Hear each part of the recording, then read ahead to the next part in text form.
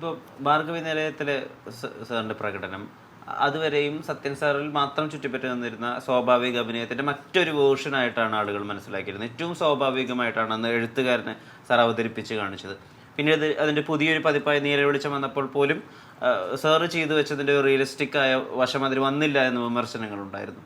എങ്ങനെയാണ് ഏറ്റവും റിയലിസ്റ്റിക് ആയിട്ടുള്ളൊരു വിധത്തിലേക്ക് ആ കഥാപാത്രത്തെ മോൾഡ് ചെയ്യാൻ സാധിച്ചത്? ഒരു വിധത്തിലും അത് സിനിമാറ്റിക്കേ ആയിരുന്നില്ല, ഏറ്റവും സ്വാഭാവികമായിട്ടാണ് ആ കഥാപാത്രം സിനിമയിൽ ഉടനീളം ഉണ്ടായിരുന്നത്. ആ കഥാപാത്രത്തിന് വരുന്ന ഭീതി പോലും വളരെ സ്വാഭാവികമായിരുന്നു. എങ്ങനെ ആ ഒരു ലെവൽ ഓഫ് ആക്ടിങ് അവിടേക്ക് എത്തിയത്? ഇല്ല, നമ്മളത് വായിച്ചു കഴിയുമ്പോൾ നമ്മുടെ മുമ്പിൽ ആ കഥാപാത്രം ഏതൊരു മനസ്സിൽ പതിയുമല്ലോ.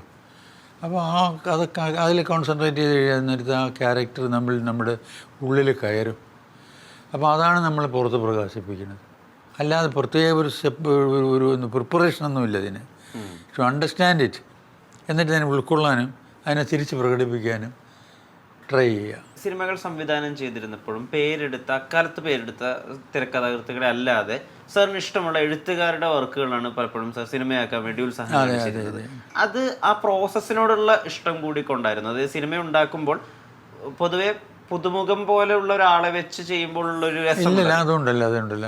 കാരണം അതുവരെ എഴുതിക്കൊണ്ടിരുന്നവർ മോശക്കാരായതുകൊണ്ടല്ല. ഞാൻ എടുത്ത ആളുകളുടെ നല്ല കൃതികൾ ആരും എടുക്കുന്നില്ലല്ലോ. അതിപ്പോൾ എന്താ പറയുക, അതിന് ഏറ്റവും വലിയ എക്സാമ്പിളായിട്ടുള്ളത് മാനേശ്വരി വിശ്വാമിത്രൻ എന്നുള്ള ഇതുണ്ടല്ലോ. അത് കൈനിക്കര കുമാരപിള്ള സാറിൻ്റെ നാടകമാണ്. അത് ഞാൻ എടുത്തില്ലെങ്കിൽ എഴുത്തതിന് ശേഷവും ആരും കൈനിക്കര കുമാരപിള്ള സാറിൻ്റെ നാടകം അന്വേഷിച്ച് പോയില്ല. ജി ശങ്കരപ്പിള്ളയുടെയാണ് അതിന് ശേഷം വേറെ ഒരെണ്ണം എടുത്തത് ഞാൻ. പിന്നെ അങ്ങനെ പലരുടെയും ആരും സിനിമയിൽ വളരെ പ്രസിദ്ധരായിട്ടുള്ളവരുണ്ടായിരുന്നില്ല. അത് ശ്രദ്ധിക്കാഞ്ഞിട്ടാണ്, മനസ്സിലായി, എല്ലാവരുടെയും മനസ്സിൽ പെട്ടില്ല. ഞാൻ അന്ന് ഈ വായനയിൽ കൂടുതൽ ശ്രദ്ധ പതിപ്പിച്ചിരുന്നതുകൊണ്ട് ഞാൻ അവരുടെ എല്ലാം കൃതികളെ ഞാൻ എത്തിപ്പറ്റി. അപ്പോൾ അതിൽ ഇഷ്ടപ്പെട്ടതിനെ ഞാൻ എടുത്തു എന്നുള്ളതേ ഉള്ളൂ. അന്ന് തൊട്ടേ സാറിൻ്റെ രാത്രി വേളകളിലുള്ള ഉറക്കമൊഴിച്ചുള്ള പുസ്തക വായന, സിനിമ കാണൽ, അത് കഴിഞ്ഞ് രാവിലെ വൈകിയുള്ള എഴുന്നേൽക്കൽ പ്രസിദ്ധമായിരുന്നു. പിന്നീട് ചെന്നൈയിൽ ഷൂട്ടിങ്ങുള്ള സമയത്തും രാത്രി കാലങ്ങളിലായിരുന്നല്ലോ അധികവും ഷൂട്ടിംഗ് ഉണ്ടായിരുന്നത്. ഇപ്പോഴും അതേ ഒരു ദിനചര്യ തന്നെയാണോ പാലിക്കുന്നത്? ഇപ്പോൾ അങ്ങനെയാണ് പാലിക്കുന്നത്. ഇപ്പോൾ അല്ല, മറ്റേതങ്ങനെയല്ല. മറ്റേത് ഒരു കുറച്ച് 60-70 വയസ്സ് വരെയൊക്കെ രാവിലെ 7:30 മണി വെളുപ്പാങ്കാലത്തൊന്നും എണീറ്റ് പോകില്ല. രാവിലെയുള്ള എല്ലാ ഷൂട്ടിങ്ങും അതിൻ്റെ സമയത്ത് പോകുമായിരുന്നു.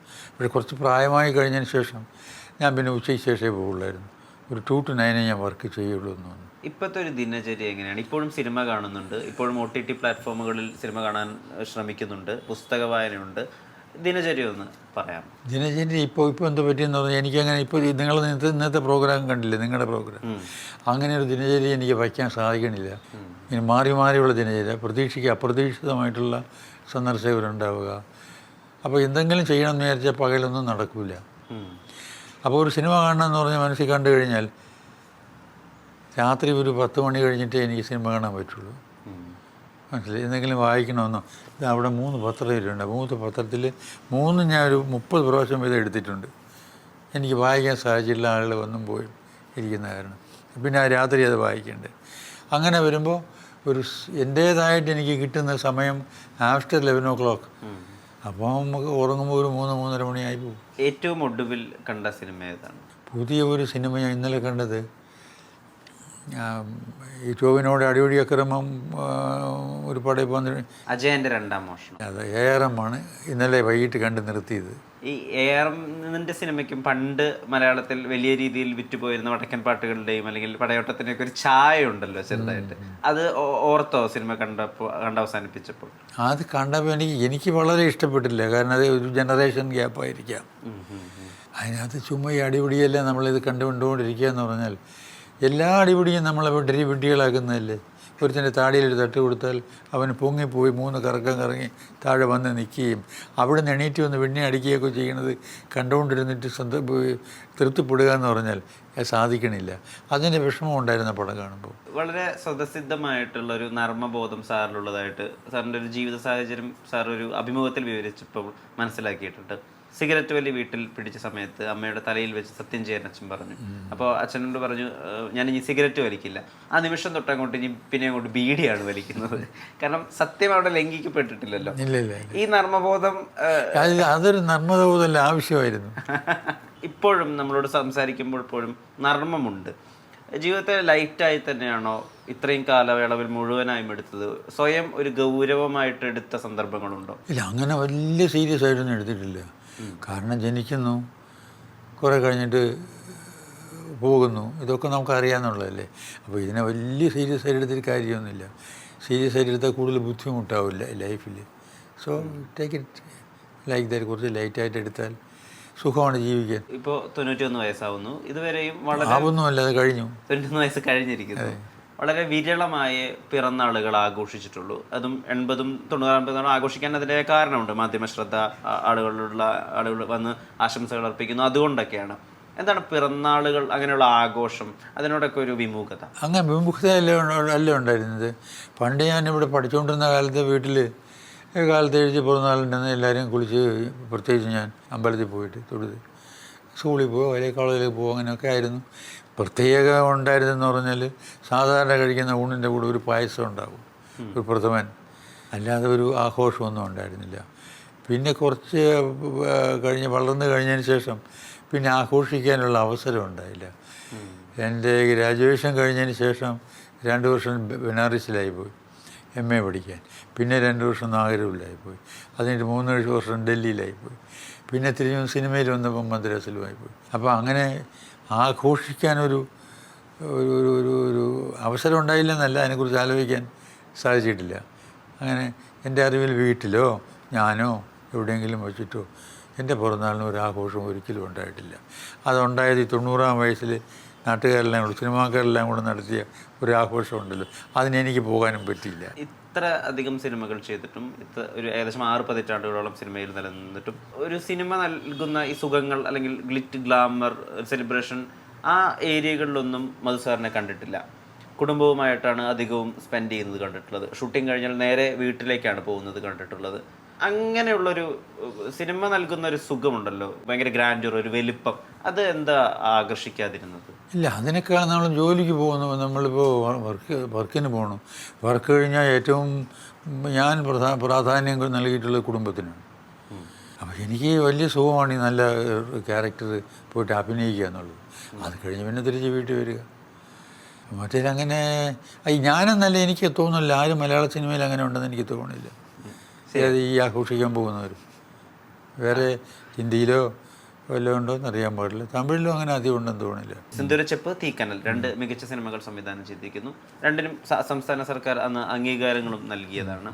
ഏതാണ് പേഴ്സണലി ഏറ്റവും ഫേവറേറ്റ് ആയിട്ടുള്ള വർക്ക്?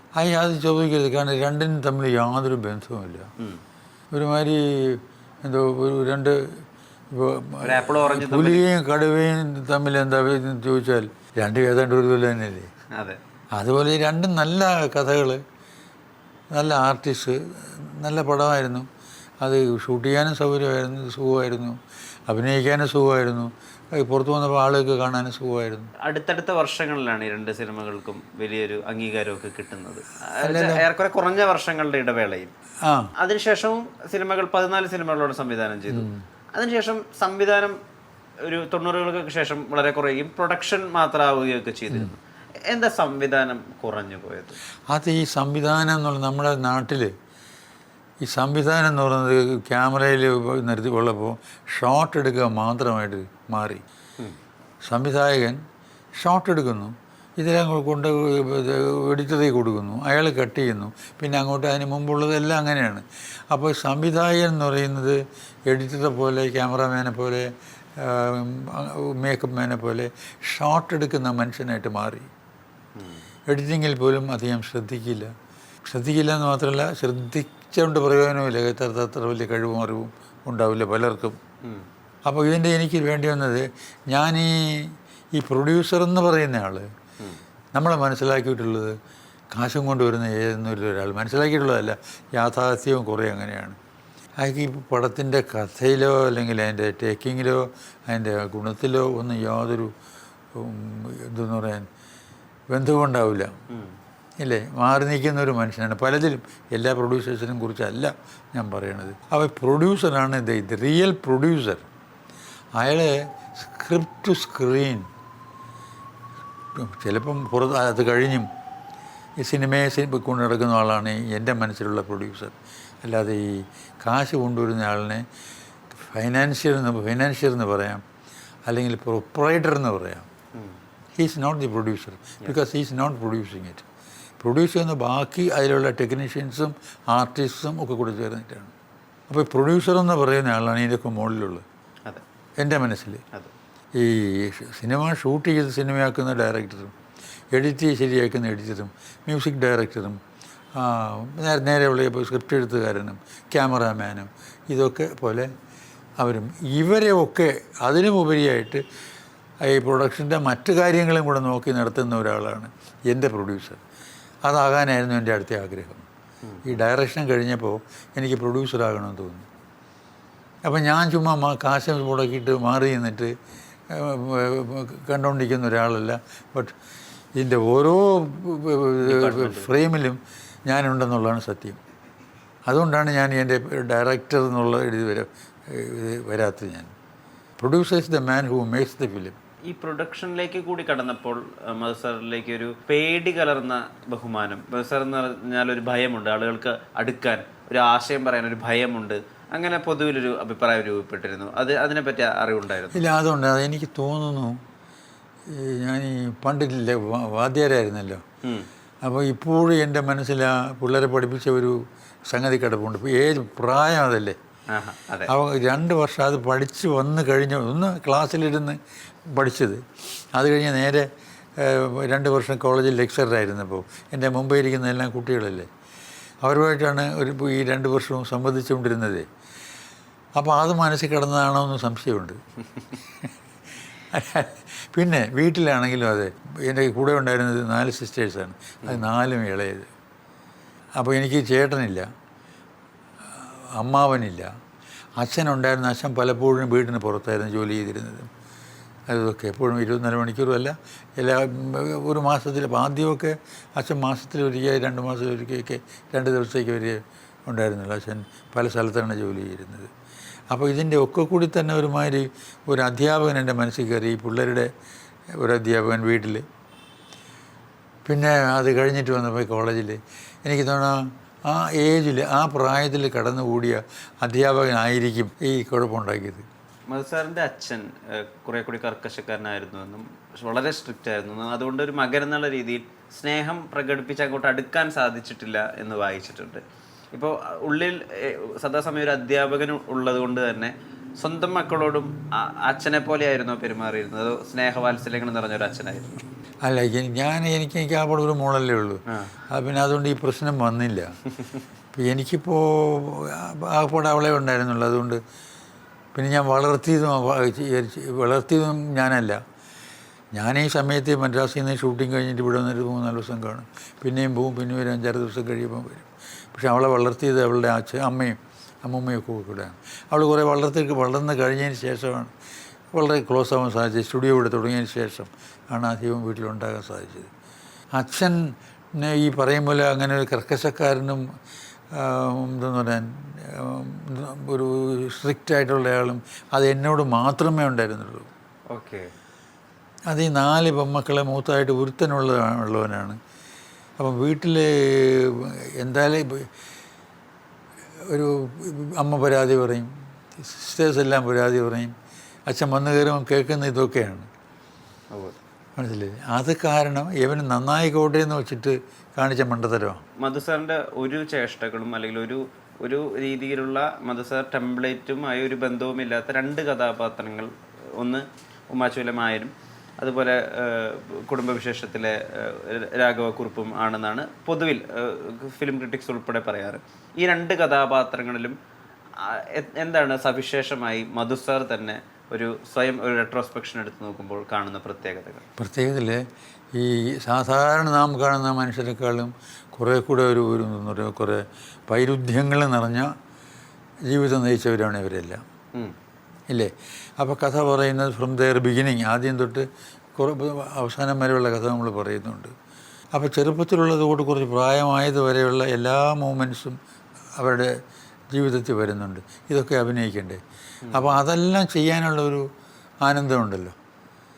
ഈ പാട്ടുകാരന് പാടുമ്പോൾ നമ്മൾ മാത്രമല്ല, പാട്ടുകാരന് സുഖിക്കുന്നുണ്ട്. വീണ വായിക്കുന്നവൻ വീണ വായിക്കുമ്പോൾ കേൾക്കുന്നവർ മാത്രമല്ല, വായിക്കുന്നവനും സുഖിക്കുന്നുണ്ട്. അതുപോലെ എന്നെ സംബന്ധിച്ചുള്ള അഭിനയിക്കുമ്പോൾ എനിക്കും അതുപോലൊരു സുഖമാണ്. പരീക്കുട്ടിയാണോ അതോ ഭാർഗവ നിലയത്തിലെ എഴുത്തുകാരനാണോ ഏറ്റവും അധികം ഹൃദയത്തോട് ചേർന്ന് നിൽക്കുന്നത്? ഇല്ല, രണ്ടും രണ്ട് കഥാപാത്രങ്ങളല്ലേ. അത് ഹൃദയത്തോടല്ല, കൂടുതലും തലച്ചോറിനോടുമായിട്ടാണ് ചേർന്ന് നിൽക്കുന്നത്. ഗ്രേറ്റ്. അതെ അതെ. രണ്ടുപേരെയും ഇത് അഥവാ രണ്ടും നന്നായിട്ടുണ്ടെങ്കിൽ ഈ രണ്ട് സ്ക്രിപ്റ്റും ഞാൻ വായിച്ചതാണ്. സിമേൻ്റെ കാര്യം പറയുകയാണെങ്കിൽ ഞാൻ ഹൈസ്കൂളിൽ പഠിക്കാൻ നേരത്തെ നോവൽ വായിച്ചിട്ട് ഇഷ്ടപ്പെട്ടു, പല പ്രാവശ്യം ആ നോവൽ വായിക്കുകയും ആ പ്രായത്തിൽ ഈ പരീക്കുട്ടിയെ നമുക്ക് മനസ്സിൽ ഇഷ്ടപ്പെടുകയും ചെയ്തിട്ട് വളർന്നു വന്നപ്പോൾ അത് മനസ്സിൽ നിന്ന് പോയിരുന്നില്ല. അപ്പം പരീക്കുട്ടി ഇതിൽ അഭിനയിക്കാൻ പോകുന്നതിന് മുമ്പ് തന്നെ എൻ്റെ മനസ്സിലുണ്ടായിരുന്നു. മറ്റേ ഭാർഗവ നിലയം ഒരു പുതിയൊരു സാധനം വന്ന് വീഴുന്നപ്പോൾ അതിനെ പഠിച്ചിട്ട് ചെയ്യാനുള്ളൊരു സുഖം. രണ്ട് വഴിക്കാണ്. ഒന്ന് നേരത്തെ തന്നെ പഠിച്ചു കഴിഞ്ഞൊരു കഥാപാത്രം, രണ്ടാമത്തത് പഠിച്ച് ചെയ്യേണ്ട ഒരു കഥാപാത്രം. ഇത് രണ്ടും ഒരു ആക്ടറെ സംബന്ധിച്ചിടത്തോളം സുഖമുള്ള കാര്യങ്ങളാണ്. അപ്പോൾ ഇത് രണ്ട് ചെയ്തപ്പോഴും എനിക്ക് ഓരോ ഷോട്ടിലും എനിക്ക് സുഖമായിരുന്നു.